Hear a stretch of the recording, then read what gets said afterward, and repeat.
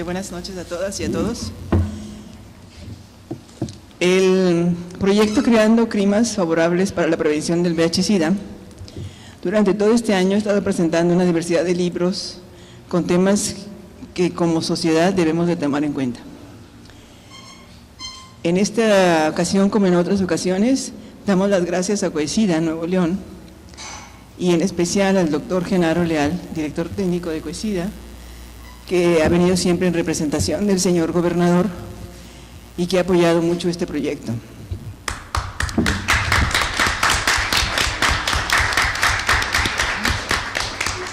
En esta tarde, le digo, tenemos un platillo fuerte, porque tenemos primero la conferencia de la doctora Yesenia Peña, a quien también le agradecemos muchísimo toda la participación que ha tenido con este proyecto y con todo el apoyo que da a la comunidad de los derechos sexuales y reproductivos de los compañeros de la diversidad sexual. Ella, yo puse todo el cartelón y todo, ¿verdad? Bueno, le vamos a dar tiempo a ella para que nos platique su temática. ¿Cuántos? ¿20 minutos? ¿Sí, Yesenia?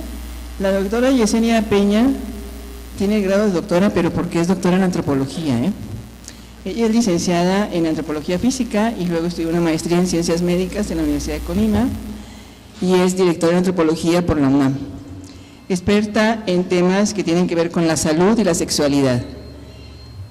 Ha tratado el tema de la transexualidad, la pornografía y la explotación sexual infantil y hoy, la verdad, yo le conozco varios trabajos y yo creo que lo más importante es que nos platicara ella, para no seguir leyendo tu currículum, la temática que nos presenta hoy, porque sí está fuerte la temática. La verdad, la transexualidad se está usando ahora realmente como un contravalor, o realmente lo que está pasando en esta sociedad que estamos viviendo es nada más un reforzamiento de una estructura ya dominante, ¿verdad? Por favor. Pues muy buenas noches tengan todos y todas. Efectivamente, lo que yo quiero platicar con ustedes el día de hoy, antes que nada agradecer su presencia y agradecer a GESA, María Aurora, esta iniciativa que tienen precisamente sobre darle continuidad a las problemáticas que hay a nivel nacional y sobre todo en Monterrey de la comunidad del LGBT. Y que hoy en día México se incorpora a uno de los movimientos más grandes, que es la despatologización de la transexualidad para el 2012 a nivel internacional, donde ellos exigen una serie de problemáticas, ponen en la mesa del debate, que consideran incluso los términos médicos de cómo integran el trastorno de la identidad de género como un concepto transfóbico. Y para comenzar, tendríamos que partir de establecer, bueno, ¿qué es eso que llamamos sexo y sexualidad y por qué se conforma en un binomio biocultural? Que eslabona precisamente aspectos de nuestra biología y de nuestra psique y que son mediados por la cultura y la sociedad. Y que muchos de esto tiene que ver precisamente con el origen de cómo construimos el sexo y cómo construimos el género y por qué establecemos sistemas sexogéneros para poder identificar a los sujetos, partiendo de un eje, la identidad. Y en ese tenor se supone que este concepto, esta construcción nos permite a todos poder darle un lugar jerárquico a los individuos y poder diferenciarlos por un principio de semejanzas y diferencias. Y en ese tenor, entonces, podemos decir que a través de los estilos de vida, la gente, los médicos, la ciencia e incluso la propia filosofía diferencia a la gente y ve una serie de rasgos que son positivos o negativos para cada uno de estos grupos. Pero la pregunta es, ¿la transexualidad en qué lugar se encuentra? ¿Se encuentra en un lugar positivo que permite el libre desarrollo humano, un proyecto de vida, o se encuentra como uno de los riesgos de los estilos de vida que deteriora la salud y a la sociedad? que pareciera que porque está en la CIE 10 y en la DSM 4, pareciera lo segundo, ¿no? Por favor. Todo el mundo sabe que las representaciones sobre el cuerpo, la sexualidad y el género, a través de la historia ha habido muchas. Se ha representado el cuerpo del esquema masculino, femenino, seguimos Gaby, pero particularmente se ha identificado uno con el que se le confunde mucho al transexual, el intersexo. Y tenemos incluso figurillas, tú síguele picando Gaby, tenemos incluso figurillas que nos habla como esa, de hombres que tienen sexo y por ahí se les ve un pene, ya desde la época greco-románica.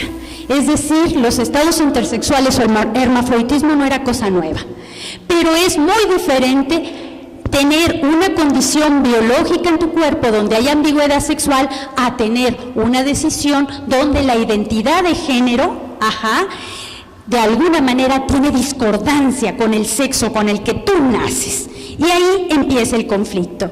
En términos clínicos, la intersexualidad no tiene mayor problema.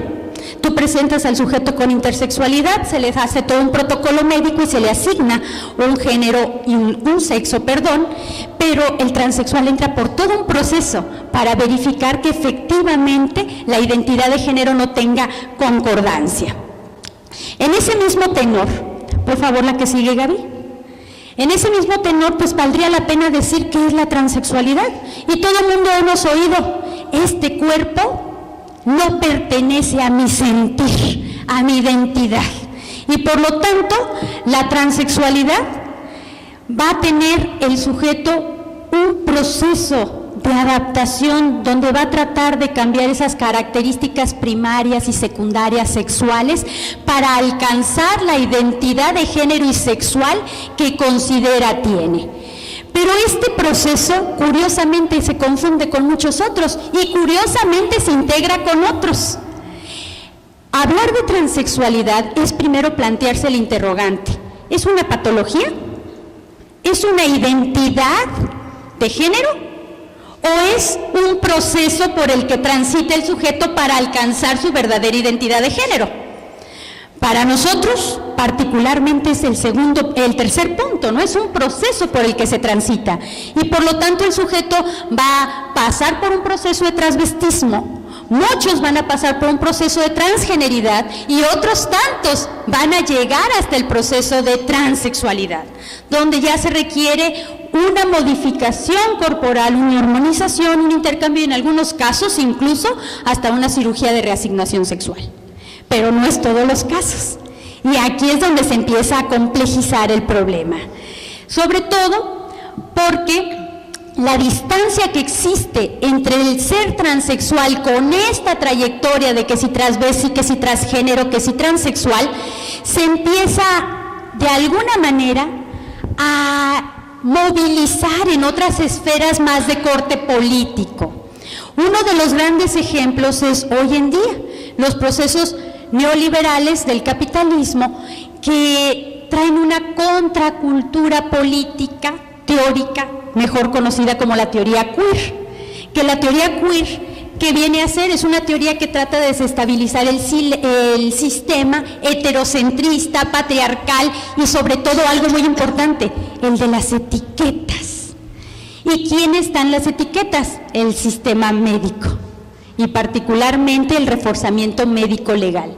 Entonces, estas teorías queer tratan de traer una crítica hacia cómo construye uno el concepto de identidad, por qué lo establece como identidad de género y finalmente cómo se relaciona o no con la necesidad de generar un nacionalismo, una identidad de personalidad jurídica, etcétera. Entonces, es una contracultura que viene a romper con eso. Por eso no es extraño que muchos transexuales digan soy queer, y que hoy en día con el movimiento de la transexualidad y transgeneridad digan, ojo, yo ya no quiero pertenecer al sistema, no quiero ser hombre ni mujer, quiero que en mi acta ya no venga sexo, que ese es otro problema muy complicado. ¿Qué pasa en Europa? Pues en Europa todo el mundo sabe, se llama disforia de género allá. ¿Y qué es la disforia de género? es la inconformidad y malestar que se experimenta en la vivencia particular de los roles sociales establecidos como hombre o como mujer. Quiere decir que si yo estoy inconforme con ser mujer, ya tengo disforia de género. Y aquí se puede desatar toda una persecución. Y es precisamente lo que los transexuales tratan de evitar con el sistema de despatologización. Pero este sistema de despatologización trae muchos problemas dentro. Y vamos a ver cuáles son. Bueno, todo el mundo conoce hombres y mujeres transexuales. Pero ¿por qué una persona se quiere convertir y quiere trascender su sexo y su género? Hay muchos orígenes. El primero es la discordancia sexogenérica. No estoy de acuerdo con mi biología y yo me siento lo contrario, ¿no? Tengo una identidad contraria a la que tengo en mis credenciales biológicas. La segunda, y la más interesante, muchos individuos quieren trascender el género y quieren trascender el sexo, pero no por tener un problema de identidad de género, sino por tener una verdadera contracultura de no seguirle el juego al género. Y el tercer elemento, muchos individuos con un conflicto con su identidad de género, ojo, no quieren ser hombres ni quieren ser mujeres, porque no le quieren hacer juego al sistema sexo-género. Entonces, nuestra clasificación biomédica de que el transexual es aquella persona que tiene una discordancia entre su sexo biológico con su identidad de género ya queda muy apócrifa, porque estamos encontrando que hay una gran diversidad dentro del cómo el sujeto se siente en ese proceso transexual.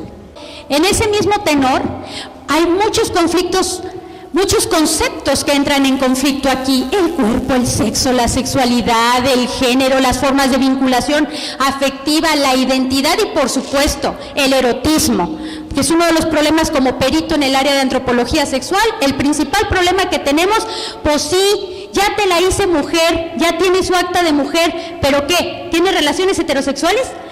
O sea, muchos jueces no comprenden que hay una gran distancia entre la identidad de género de ser hombre o mujer y la preferencia u orientación sexual, que no tiene nada que ver con la identidad, y que esta es completamente personal, dinámica, cambiante, y que la otra es la que le va a dar una personalidad jurídica para poderse mover en el ámbito social, legal, educativo, etcétera.